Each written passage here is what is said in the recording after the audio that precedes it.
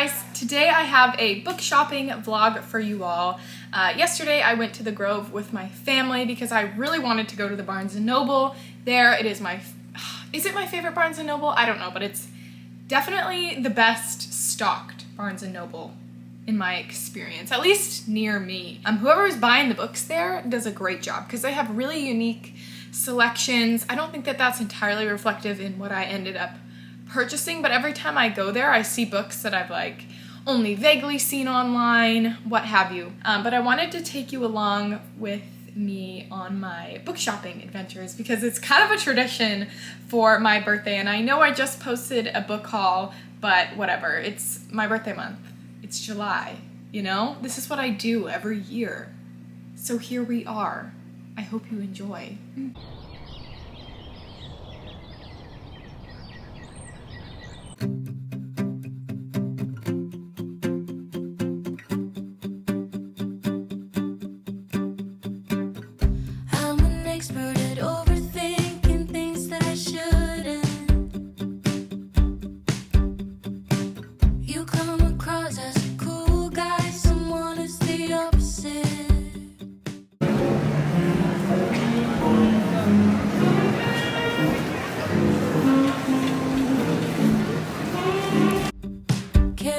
Welcome to my crib.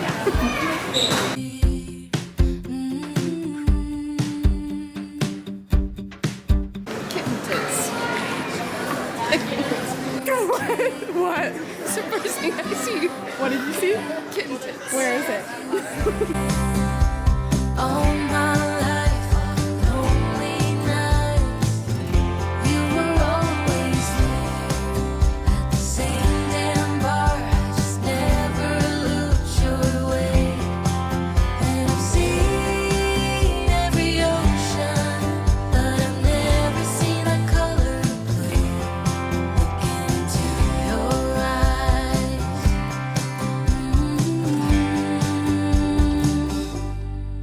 Blue.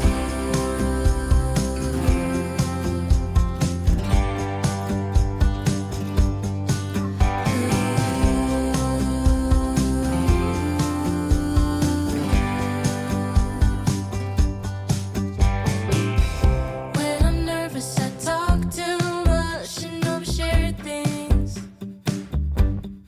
Yeah, I can be a best, but you somehow like me for me.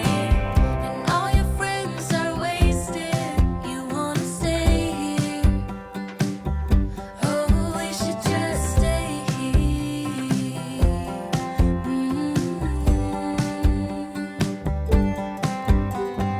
Maybe just for one more drink. I can't help but think, where have you been?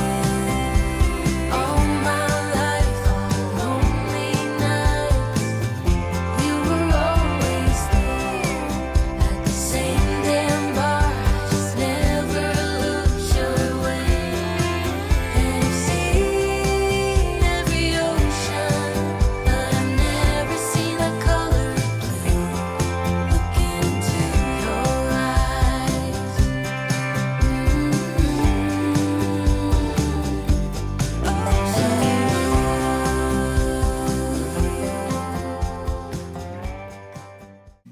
Okay, so now for the haul section, we have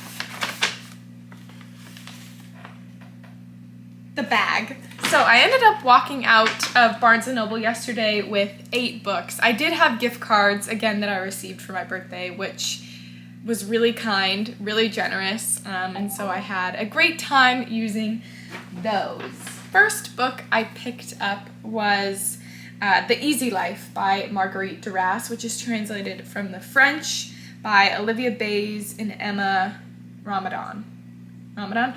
No way! I believe Emma Ramadan, if I'm pronouncing her name correctly, I believe she translated My Husband. The book My Husband, and I forget the name of the author, but I'll insert a picture somewhere, which was one of my most disappointing books of the year, but it's really fascinating that I believe that's who translated that book, because in My Husband, another book called My Lover by Marguerite Duras, which is the same author, was like the book that the main character was reading the whole time through the book. I have read My Lover by this author. It was on a list of maybe like 20 or 30 books, maybe 40 books, I don't know, recommended by Elena Ferrante of books written by women, which have a lot of fantastic books on that list, by the way. I'll try to link it somewhere if I can find it again. Yeah, I read it because of that. I really liked it. I didn't love it. It didn't entirely change my life, but My Lover was about a young woman. Was she in Shanghai? Was she in China? I don't entirely recall, but she was a French young woman whose family lived, I'm gonna guess, in Shanghai, but I don't entirely remember. I read that book years ago. And she has a relationship with an older man, and it's her thinking about life, growing up, her relationships with this romantic relationship and with her family, what have you. The writing in that was beautiful. I saw this at Barnes & Noble yesterday, and I felt like picking it up. I wasn't expecting to pick this up. I wasn't expecting to see this. I didn't know anything about this prior to going to the bookstore yesterday. So this is about a 25-year-old woman who already feels like life is passing her by. After witnessing a series of tragedies on her family farm, she alternates between intense grief and staggering boredom as she discovers a curious detachment in herself, an inability to navigate the world as others do. Hoping to be cleansed of whatever ails her, she travels to the coast to visit the sea, but there she finds herself fully unraveling, lying in the sun with her toes in the sand by day, while psychologically dissolving in her hotel room by night. She soon reaches the peak of her inner crisis and must grapple with whether and how she can take hold of her own existence. It's an examination of a young woman's estrangement from the world. That sounds phenomenal, and I hope it is. So I got that. I also got, because, there's another one in here, because I just recently read Sula by Toni Morrison. Oh my god, did I love that book. So glad I finally picked up a Toni Morrison. But because I read Sula, I ended up picking up 2 more Toni Morrison books. And they're both, again, a beautiful shade of blue, kind of. She has really glossy, reflective covers in these US editions. But I picked up Song of Solomon, which I believe is the one she's most well known for, The Bluest Eye and Beloved, in my opinion, from what I've seen online, from what I've heard, all that stuff. I own both of those, but I hear critics or people generally recommending Song of Solomon and saying that this is their favorite of her books. Kind of. I don't know, everyone has like a different favorite, but a lot of people say this one's her best. I'm not sure. But I picked up Song of Solomon, and this is about Milkman Dead was born shortly after a neighborhood eccentric hurled himself off a rooftop in a vain attempt at flight. For the rest of his life, he too will be trying to fly. With this brilliantly imagined novel, With this brilliantly imagined novel, Toni Morrison audaciously transfigures the coming-of-age story as she follows Milkman from his Rust Belt city to the place of his family's origins. Morrison introduces an entire cast of strivers and seeresses, liars and assassins, the inhabitants of a fully realized black world. So I can't wait to get to this. And I also picked up Tar Baby. So this is ravishingly beautiful and emotionally incendiary. Tar Baby is Nobel Prize laureate Toni Morrison's reinvention of the love story. Jadine Childs is a black fashion model with a white patron, a white boyfriend, and a coat made out of 90 perfect sealskins. Sun is a black fugitive who embodies everything she loathes and desires. As Morrison follows their affair, which plays out from the Caribbean to Manhattan and the Deep South, she charts all the nuances of obligation and betrayal between blacks and whites, masters and servants, and men and women. Honestly, this sounds phenomenal. This sounds so freaking good. But after reading Sula, I was looking at people ranking their favorite Toni Morrison books. reviewing all of the books of hers that they've read by her. I believe she has about 11 novels, if I'm not mistaken. And the first 5 in publication order.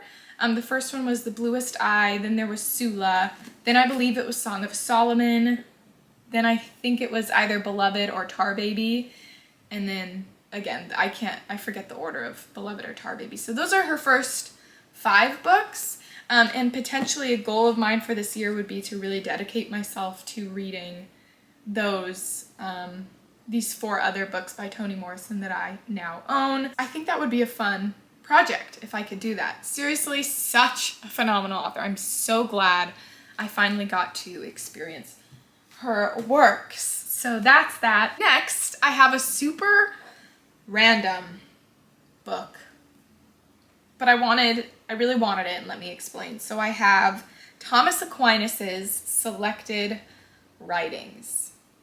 Okay, so this is, from what I understand, Thomas Aquinas is a philosopher reflecting on Christianity. So he forged a unique synthesis of ancient philosophy and medieval theology. Preoccupied with the relationship between faith and reason, he was influenced by both Aristotle's rational worldview and by the powerful belief that wisdom and truth can ultimately only be reached through divine revelation. My grandma, for years, has been telling me that I need to read Thomas Aquinas. I believe her brother as well really loves Thomas Aquinas. She's also said that he's probably one of the most difficult people to read, and I think that I've heard a lot of people say that online, which I find to be incredibly intimidating. I do have a couple of works, and why I mention this, I'll explain in a second. I do have a couple of works by St. Augustine that I need to read. I really want to particularly read his Confessions. And for some reason in my brain, I am equating these with each other. I want to read them kind of in tandem, or not in tandem, but near to each other. This is pretty big. I am definitely intimidated by it, but I believe we should all have the courage to face our own stupidity, okay? We all need to have the courage to face our own stupidity, because that is the only way we will grow. That is the only way we will grow, okay? So, also, why I wanted to get this is because one of the books on my 2024 TBR is The Divine Comedy by Dante. I believe I put it away over there. And I was like, okay, next month I'm gonna pick it up, I'm gonna move through it, I'm gonna take my time with it, I'll watch people talk presentations, I'll watch professors talk about it online, I'll watch people review it online, I'll get the help that I need, whatever. But I decided to look up people talking about the Divine Comedy to kind of like get some momentum going inside of myself before I pick it up. And a lot of the professors, I found a group of professors, I'll try to link the video down below as well, talking about the Divine Comedy, and in it, a lot of them mention that you should read Thomas Aquinas before you get to the Divine Comedy. They also listed, I believe, a couple of other philosophers as well, a couple of other books, kind of like the Iliad, the Odyssey, the Aeneid, St. Augustine, again, Thomas Aquinas, Plato, and while I really am of the opinion, like, I don't think that you need to be such a critic when you go into these big works of literature. I believe that you can be any type of person, sit down and enjoy them for whatever you get out of them. And I believe that that is equally as valid as someone sitting down and really probing the work, or like more so than just reading it. Maybe not like deeply probing it. You know what I mean, studying it to whatever degree you want to call that. I don't think that you have to do that to be able to enjoy these deep, big works of literature. However, for some reason, I really want to. I also have the element to where my grandma has always kind of suggested I read Thomas Aquinas, so we'll see. We'll see what I end up doing. Yeah, so I got Thomas Aquinas's Selected Writings, and I just love these Penguin Black Spine Classic editions so much, so I'm totally fine. I am totally fine adding these to my collection. No problem. Next, we have a book of short stories that I picked up because of the recently announced New York Times 100 Best Books of the Century. And this author, I believe, was featured on that list a couple of times, which is interesting, but nevertheless, I've also been hearing her name a lot more on the internet recently, just completely separate from the New York Times 100 Best Books of the Century list.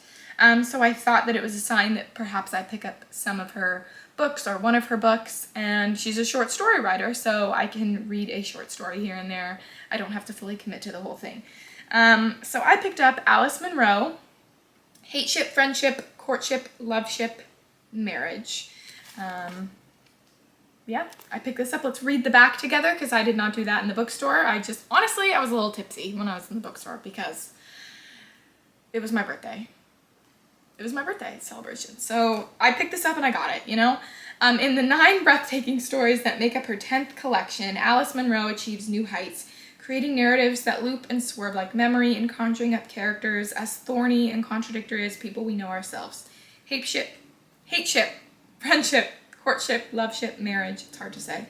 Is Munro at her best, tirelessly observant, serenely free of illusion, deeply and gloriously humane. That doesn't really give me anything about what these stories will generally be about. I guess just people in their lives, which I'm here for. So excited to get to this. And then we have another random book that, for some reason, this cover looks really familiar.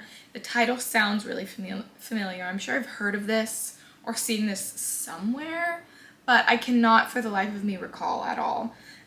So perhaps this could have been the first time I've seen it, and it just looks vaguely like another book, but I'm not sure. I picked up Where Reasons End by Yi-Yun Lee. Here, I think it's kind of a cool cover. Let me read to you what this is about. In this imagined dialogue between mother and child in a timeless world, Yi-Yun Lee meets life's deepest sorrows. The narrator of Where Reasons End writes, I had but one delusion, which I held on to with all my willpower. Once we gave Nikolai a life of flesh and blood, and I'm doing it over again, this time by words. Composed in the months after the author lost a child to suicide, Where Reasons End trespasses into the space between life and death, as mother and child talk free from old images and narratives. Deeply moving, these conversations portray the love and complexity in a relationship across generations. Yeah, that's totally up my alley.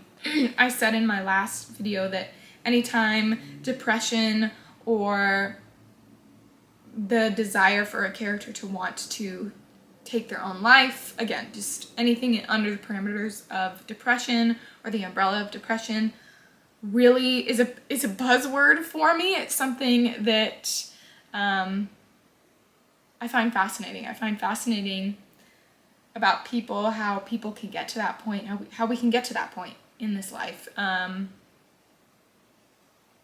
So yeah, and the concept of this being a conversation between mother and child is devastating and intriguing in equal measures. So looking forward to getting to this one when I get to it. Yes, okay, so we also have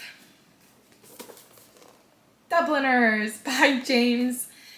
So while I was standing in the bookstore, I was looking at one of the tables that's like books, bucket list books, kind of a table.